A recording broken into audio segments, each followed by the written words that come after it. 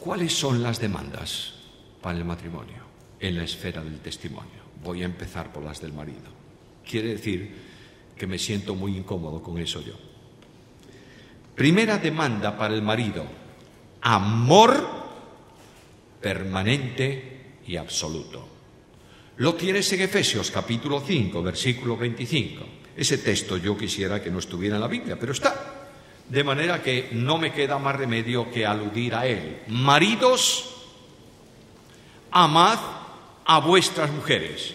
Y claro, decimos, bueno, está bien. Y Pablo dice, espera, no tengas tanta prisa, no he terminado.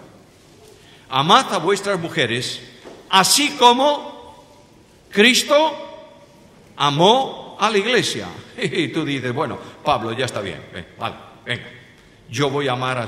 Y dice Pablo, espérate, aún hay algo más. Y se entregó a sí mismo por ella. ¿Sabes lo que dice? El amor tuyo a tu esposa es un amor sacrificial, un amor de entrega. Es un amor de vida, es decir, no amas a tu esposa por lo que vas a recibir de tu esposa, sino por necesidad de amar. Porque así es Cristo.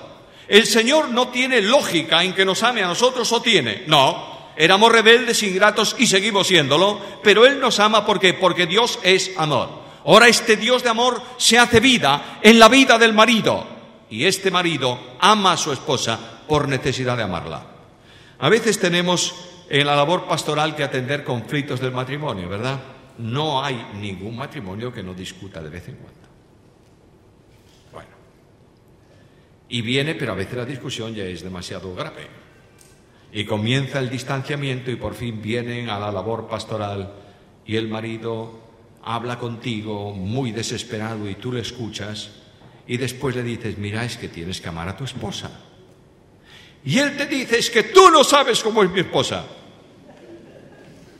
Y cuando alguien me dice eso, yo le digo, mira, aunque sea un cruce de hiena y chacal, tienes que amarla. ¿Sabes por qué? Porque el Señor te ama a ti. ¿Comprendes eso? El amor de Dios se ha derramado en mi corazón para que pueda amar con la calidad de amor de Cristo. Yo nunca podré amar con la intensidad con que ama Jesús, porque es Dios y yo soy hombre, pero sí con la misma calidad de amor. Y Pablo me dice, el amor a tu esposa no es el amor que corresponde por lo que ella hace por ti, es el amor que tienes que darle aunque no haga nada por ti. Amor desinteresado. Segunda demanda, consideración profunda. Leo un texto, carta primera de Pedro, capítulo 3, versículo 7. Sabéis que en el escrito de Pablo escribe un versículo para las mujeres y 3 o 4 para los hombres. Aquí Pedro escribe 3 o 4 para las mujeres y uno solo para los hombres. Algunos dicen que el problema es que Pablo no tenía mujer que le acompañara y Pedro vivió con 2 mujeres durante mucho tiempo. Y por eso él habla así. Bueno, es una broma del texto, pero el Espíritu de Dios nos dice a nosotros, vosotros maridos igualmente, vivid con ellas sabiamente, dando honor a la mujer como a vaso más frágil y como a coherederas de la gracia de la vida, para que vuestras oraciones no tengan estorbo. Observa el versículo, por favor, léelo con calma. El versículo dice que tú tienes que considerar a tu mujer como si fuese un vaso más frágil. No dice que es un vaso más frágil. Quiero decirte, con la autoridad de la Biblia y con la autoridad también de las investigaciones, que la mujer es más fuerte que el hombre. No, en musculatura no. Una mujer no puede levantar un saco de 80 kilos, ¿es verdad? Es verdad. No tiene tanto músculo como el hombre, pero tiene más fortaleza moral que el hombre. Encaja el dolor mejor que el hombre. Cuando yo tengo un dolor, me levanto y mi esposa lo sabe inmediatamente. Si el dolor persiste, lo saben todos mis hijos. Y si continúa un par de días más, lo sabe toda la iglesia, porque soy un hombre. En cambio, una mujer puede tener un intenso dolor y tú le ves que tiene la cara un poco no sé qué. Le dice, ¿qué te pasa? No, es que me noto una ligera molestia. Tiene un dolor tremendo. Luego, la mujer es más fuerte que el hombre en ese sentido. Pero lo que me dice el texto es, considérala como si fuese un vaso frágil. Ahora observa esto. Cuando tú compras una porcelana de alto valor o un cristal de alto valor, normalmente no, te dan siempre un certificado. En ese certificado siempre aparece un número, una raya y otro número. Por ejemplo, tú compras una figura de porcelana y lees 2/3. ¿Qué significa? Significa que de esa figura hay solamente hechas 3 y tú tienes la número 2. Ahora, cuando tú ves que tienes una figura de ese calibre en tu casa, ¿qué haces con ella? La colocas en el mejor mueble. Y cuando tu esposa un día pasando por el mueble ve que esa figura está llena de polvo, ¿qué te dice? Te dice, mira, hay que limpiar la figura. ¿Y tú qué haces? La agarras de cualquier manera y te vas con ella por la casa delante y la tiras en el fregadero y agarras un brush de acero y un jabón detergente y le das por todos. No haces eso, ¿verdad que no? Te dicen eso y tú vas y tomas la figura, la llevas con todo el cuidado por el pasillo adelante y le dices a tu esposa, por favor, pon un paño de lana porque voy a apoyarla. Y luego tomas un pincel muy suave, un poco de champú, limpias la figura, la secas con el secador y la traes y la colocas allí. ¿Verdad que haces esto? Cuando tú veas el certificado de tu esposa, encuentras de parte de Dios 1/1. No hay ninguna así, es solamente una para ti. Por tanto, tienes que tratarla como a un vaso frágil. Porque si no lo haces, no te olvides que Dios como Padre presentó a su hija, a Adán, para que lo tomase como marido. Si no lo haces, Dios tratará contigo y comienza impidiendo la contestación a tus oraciones. Hay mucho silencio de parte de Dios, porque hay mucho marido que no trata a su mujer como vaso más frágil. ¿Y qué más? Tienes que tratarlo no solo con cariño y con esmero, sino con afabilidad. Y la Escritura dice, maridos, amad a vuestras mujeres y no seáis ásperos con ellas. Colosenses 3:19. A veces, ¿sabéis lo que es una lima? Se usa aquí el nombre para la herramienta, ¿verdad? Una lima. ¿Sabéis lo que es un limatón? Un limatón. ¿Sabéis lo que es una escofina? Es una lima muy gorda, de un número muy alto, tiene unos dientes así. Así somos los maridos muchas veces. Rozamos, rascamos, molestamos, no tratamos con afabilidad. El apóstol dice, ¿por qué tienes que tratarla así? Porque Cristo trata así a la iglesia. ¿Tú has visto a Cristo despreciando alguna vez a la congregación? ¿Tú has visto a Cristo dando una mala contestación a la iglesia? ¿Tú has visto a Cristo estableciendo una disciplina tan rígida que la iglesia sale asustada el domingo por la mañana y no siente ganas de venir el siguiente porque ha sido golpeada? ¿Tú crees que Cristo hace eso? Si Cristo no hace eso, no lo hagas tú con tu mujer. Trato afable. Más, sí, hay muchas más. No tengo tiempo de ir por todas. Pero yo sé que las mujeres estáis tomando nota de esto y le vais a poner esta nota en la puerta del placar de vuestro marido, donde él guarda su ropa, ahí para que cuando la abra se entere de estas cosas. Pero hay algo más. La Biblia demanda fidelidad absoluta. El escritor sagrado Malaquías, el profeta, en el capítulo 2 y en el versículo 14, dice que Dios actúa porque no habéis sido fieles con las mujeres. Si alguien dice, bueno, ¿esto tiene que ver con adulterio? No, señor. No solo con eso, aunque lo comprende. La fidelidad la ves en el primer matrimonio.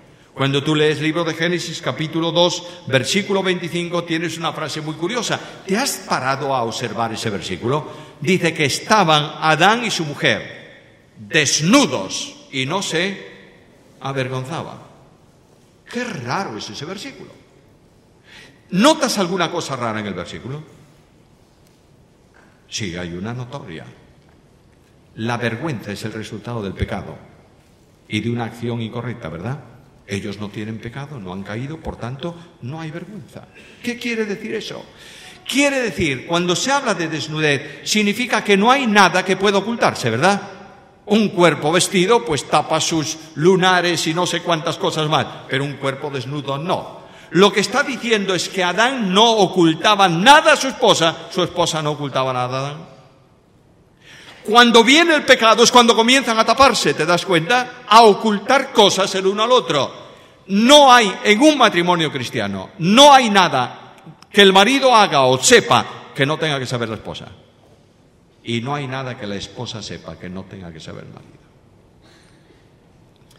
Hablaba con un industrial de una iglesia que estaba con su negocio bastante mal y yo le dije, bueno, menos mal que en tu situación, en tu problemática comercial, tienes a tu esposa en casa que pueda ayudarte. Y él me dijo, no sabe nada de esto mi esposa. ¿Cómo? No, ella tiene su misión en casa, el negocio es mío. Y yo le dije, no has entendido la Biblia, amigo mío, no lo has entendido. Porque no hay nada en tu vida que te corresponda a ti, porque ya no eres tú solo, sois una sola carne. Mirad, hermanos amados, hay cientos de esposas que no saben nada de la vida de su esposo de la puerta para la calle. Y Dios dice, esto es infidelidad. Otra demanda más, ejemplo de vida. ¿El marido es cabeza en el hogar? Sí. ¿En qué sentido tengo que entender yo el versículo de 1 Corintios? ¿Sabéis ese versículo? ¿Lo sabemos todos de memoria o no? Quiero que sepáis, capítulo 11 de 1 Corintios, quiero que sepáis que Cristo es cabeza de todo varón.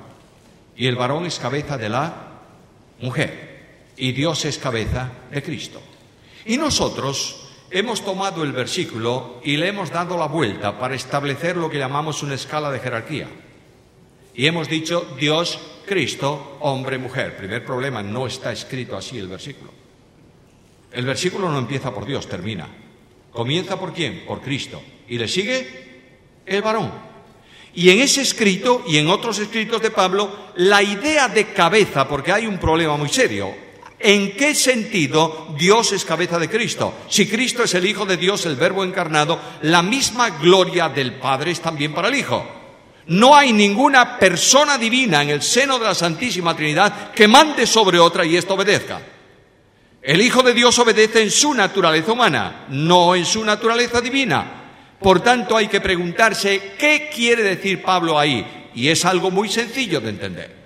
La vida del hombre procede de Cristo porque en él estaba la vida. De manera que cuando el Espíritu sopla en el hombre, le comunica la vida de Dios adaptada al hombre, que es la vida que viene por el único mediador entre Dios y los hombres, que es Cristo.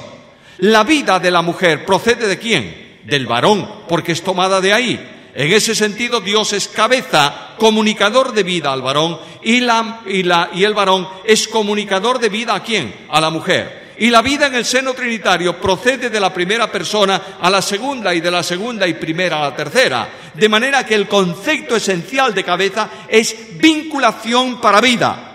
De ahí que la Biblia diga que hay algunos que no se sujetan a la cabeza y no se edifican. ¿Estáis siguiendo? De manera que la responsabilidad de cabeza en el hogar para el varón no es tanto la de jefe, sino la de conducir a la esposa correctamente conforme a la vida de Dios. Cabeza significa conducta, significa vida ejemplar. Cuando el apóstol habla dentro de la iglesia, que es el cuerpo de Cristo, la esposa del Cordero, le dice que los líderes tienen que ser ejemplos no en doctrina, sino en buenas obras. ¿Que tienen que enseñar doctrina? Por supuesto. Pero tienen que respaldar la doctrina que enseñan ¿con qué? Con su vida.